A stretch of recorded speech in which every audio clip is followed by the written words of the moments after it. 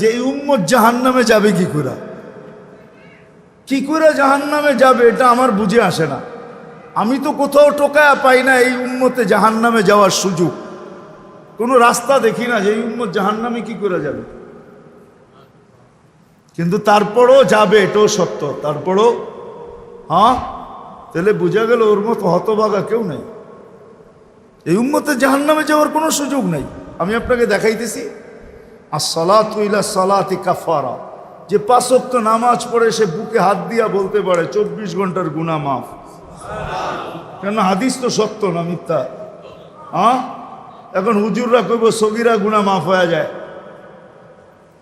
তাহলে আপনি সগীরা গুনার দলে, আরেক দল হুজুররা আছে যারা বলে কবিরা গুনাহ মাফ হবে। আমি কবিরা গুনাহ আলাদের পক্ষে, নামাজে কবিরা গুনাহ মাফ হয়। কি নামাজে মাফ হয় না? হয় না? যদি না হইতেন, আরে ইস্তিগফার লাগবে না মেয়ে, যদি না হইতেন তাহলে আল্লাহর রাসূল কেন ওসমান রাদিয়াল্লাহু তাআলা আনহুকে শীতের মৌসুমে বসন্তের সময় বাহিরে নিয়া গাছের ডাল নাড়া দিয়া সমস্ত পাতাগুলা ঝরায়া তারপরে কেন বললো আমার উম্মত যখন ফরজ নামাজ পড়ে গুনাহগুলা এইভাবে ঝরা যায়? ওইখানে কি বলছে নাকি বড় পাতা ছোট পাতা? ওইখানে তো পাতা একটাও ছিল না, ঠিক না? আল্লাহর রাসূল বুঝাইছে কোনো গুনাহই থাকবে না, নামাজ নিজেই ইস্তেগফার। আবার ইস্তেগফার কি নামাজ নিজেই